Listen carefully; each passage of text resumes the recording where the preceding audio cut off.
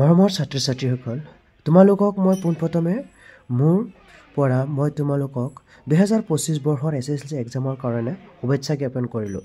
লগতে স্বাগতম জনাইছোঁ মোৰ আজিৰ এই ভিডিঅ'টো লৈ চোৱা।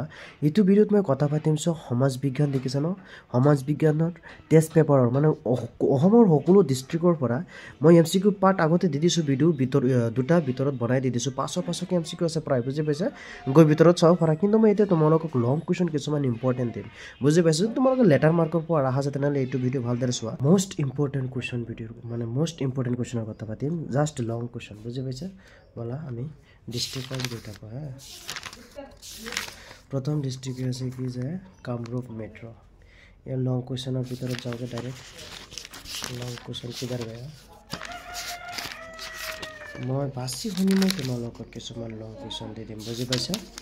এয়া আমি লং কুৱেশ্যনত আহি গ'লোঁ হা। ঠিক আছে, যিকেইটা ডিষ্ট্ৰিক্ট ৱাইজ মানে বিচ হৈ গৈছে সেইকেইটা বেছি ইম্পৰ্টেণ্ট হয় হা। পঞ্চায়তৰ শতিকাত আৰম্ভ হোৱা নৱবৈষ্ণৱ আন্দোলনত অসমীয়া সমাজ জীৱনত কেনেদৰে প্ৰভাৱ পেলাইছিল? ইম্পৰ্টেণ্ট নাই। ইয়াত কি শৈলী ব্যৱহাৰ হৈছে, সেই শৈলীটিৰ বৈশিষ্ট্য কি? নালাগে। ব্ৰিটিছ চৰকাৰে ব্ৰহ্মপুত্ৰ উপত্যকা বা সেই স্বদেশী আন্দোলনৰ পৰা আঁতৰাই ৰাখিবলৈ কৰা তিনিটা জনহিতকৰ কাম উল্লেখ কৰা। এইটো অলপ ইম্পৰ্টেণ্ট আছে, কাৰণ এনেকুৱা ভিতৰৰ কুৱেশ্যন দিব পাৰে। 1857 চনৰ ভিতৰত অসমৰ জাতীয় শুনা কি আছিলে? মণিৰাম দেৱানৰ ওপৰত মানে বহুতো মানে 1857 মণিৰাম দেৱানৰ ছিজন বুজি পাইছে ন? তাৰ পৰা 100% এটা কুৱেশ্যন আহিব, যেনেকুৱাই হওক, বুজি পাইছে? মণিৰাম দেৱান হওক, জাতীয় জীৱন যেনেকুৱাই হওক, বুজি পাইছে? সেইকাৰণে ইম্পৰ্টেণ্ট হয়। ওপৰৰ চিত্ৰ থকা নাৰীগৰাকীক চিনাক্ত কৰি তাৰ আচল নামটো লিখা খাইছে আৰু তাৰপিছত আহি যোৱা যে গান্ধীজীয়ে ভাইচৰয় নালাগে এইটো ভাৰতত খিলাফত আন্দোলন কি হৈছিল? Most important. জল সম্পদ কেনেকৈ মানৱ সৃষ্ট সম্পদলৈ ৰূপান্তৰ, এইটো ইম্পৰ্টেণ্ট হয়। এক মাৰ্ক এই পঢ়ি ল'বা। অসমত লৌতিকাৰ উদ্যোগ গঢ় লৈ উঠা সম্ভৱনে? নালাগে। অসমৰ এখন মানচিত্ৰ, অসমৰ মানচিত্ৰত আহিবই, তাত তেল শোধনাগাৰ, মাজুলী আৰু ডিগবৈ এই তিনিটা বস্তু মানে চাহ বাগিচা, বৃহত্তম চাহ বাগিচা, এই তিনিটা বস্তু মষ্ট ইম্পৰ্টেণ্ট হয় হা। দিছে, কিন্তু ইয়াত এইকেইটা চাবা হা।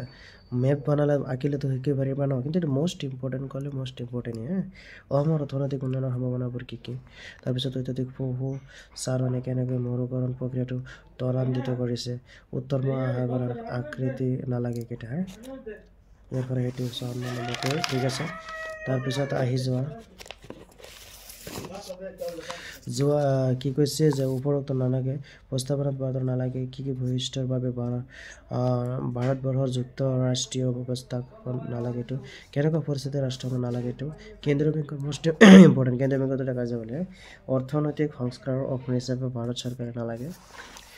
বজালী ডিষ্ট্ৰিক্টৰ পৰা আহি যাওঁ, মই তোমালোকে একদম কম পৰ্যায়ত কমন দিম, বুজি পাইছে? একদম কম পৰ্যায়ৰ, ঠিক আছে। এয়া আহি গ'লো আমি তাৰপিছত ডিষ্ট্ৰিক্টত যে বজালী ডিষ্ট্ৰিক্ট যে স্বদেশী আন্দোলনৰ জাতীয় শিক্ষা লাভবোৰৰ ওপৰত ইম্পৰ্টেণ্ট হয় হা।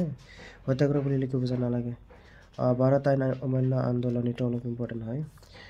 এই যে 1857 দেখিছা, মষ্ট ইম্পৰ্টেণ্ট, এটা কুৱেশ্যন আহিবই। ভাৰতীয় আন্দোলনত অসমৰ ভূমিকা সম্পৰ্কে এইটো নালাগে। আছাম এছ'চিয়েশ্যন ব্ৰিটিছ নালাগে। উত্তৰ পূৰ্বাঞ্চলতে কম এইটো নালাগে।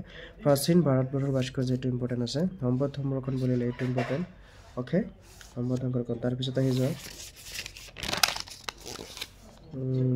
গোলকীয় উত্তাপ বুলিলে মষ্ট ইম্পৰ্টেণ্ট। মহাসাগৰত অলপ ইম্পৰ্টেণ্ট। এছিয়া মহাদেশত নালাগে, এইটো অসমৰ জনসংখ্যাৰ ভিতৰত অলপ নালাগে। তাৰপিছতো ভাৰতবৰ্ষত যুক্তৰাষ্ট্ৰত নালাগে, এইটো অসমৰ নক্সাটো আৰু কিমান কম হয় তোমালোকে চাবা অলৰেডি।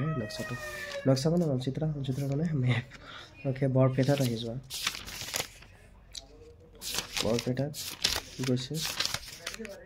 বৰপেটাত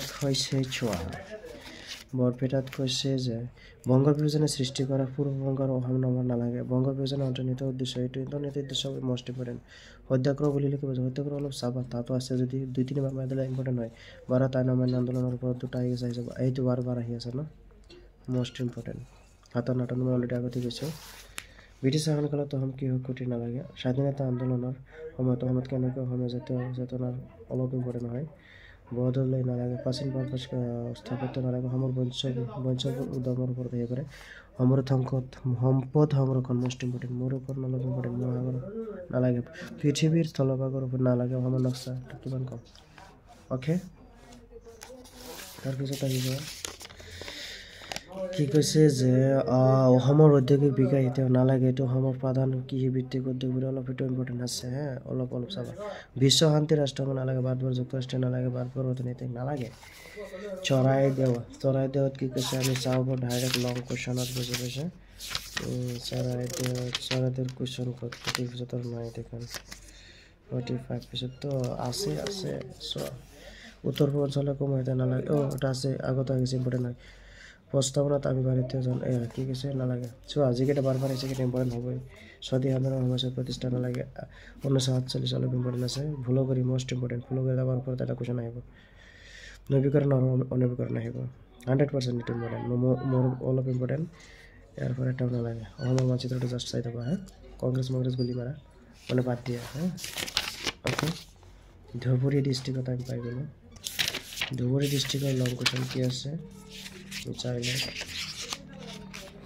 খাইছে আৰু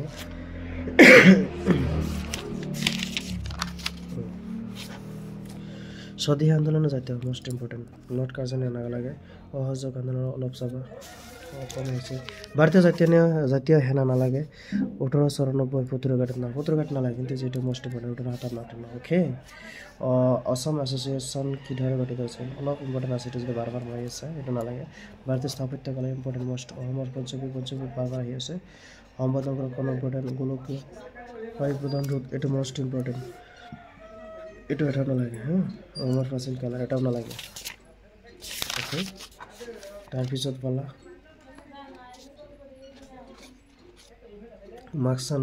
মানচিত্ৰটো ঠিকে আছে, অসমৰ কি সেইটো চাবা আৰু নালাগে। ডিব্ৰুগড় আহি যাওঁ। ডিব্ৰুগড়ত কি কৈছে বলা ডিব্ৰুগড় ইয়াৰ পৰা বংগ বিভাজন বুলি এইবিলাক এক মাৰ্কৰ নাম মিলাই পেলাই 2 মাৰ্ক দিছে, নালাগে কেইটা। মানৱ সৃষ্ট সম্পদ মষ্ট ইম্পৰ্টেণ্ট, জনসংখ্যা নালাগে। মহিলা নালাগে, মুদ্ৰা মূল ভাণ্ডাৰ হিচাপে অলপ ইম্পৰ্টেণ্ট আছে। আন্তঃৰাষ্ট্ৰীয় নালাগে। অসমৰ কি এইটো মষ্ট ইম্পৰ্টেণ্ট, ঠিক আছে। ইয়াৰ পৰা আৰু এটা নালাগে ঠিক আছে। তাৰপিছত বলা অসমৰ এখন নক্সা মানচিত্ৰটো লাগিব, এইকেইটা নালাগে, ঠিক আছে। তাৰপিছত আহি যোৱা Kamrup rural, Kamrup rural okay. আহি যোৱা ইয়াত কি কৈছে ভাৰতীয় সংস্কৃতিলৈ অষ্ট্ৰিকসকলৰ অৱদান মষ্ট ইম্পৰ্টেণ্ট। আৰু ইয়াৰ পৰা স্বাধীন আন্দোলন নালাগে, এটাও নালাগে আৰু এটাও নালাগে। অসমৰ কি হওক এইটো মষ্ট ইম্পৰ্টেণ্ট, 57 ইম্পৰ্টেণ্ট। আইন অমান্য নালাগে, অসমীয়া বা গান্ধীজী নালাগে, মানৱ জীৱন নালাগে, অসমৰ অমীয় সম্পত্তি সংৰক্ষণ নালাগে, এইটো মানচিত্ৰত আছে, এইটো নালাগে। অসমৰ কি মষ্ট ইম্পৰ্টেণ্ট আছে। কাৰ্বি আংলঙত আহি যাওঁ।